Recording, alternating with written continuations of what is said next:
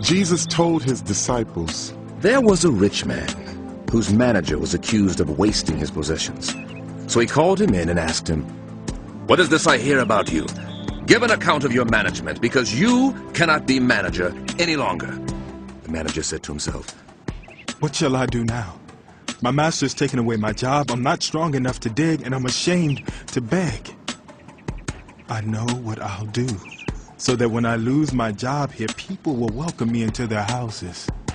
So he called in each one of his master's debtors. He asked the first, How much do you owe my master? 900 gallons of olive oil. He replied. The manager told him, Take your bill, sit down quickly, and make it 450.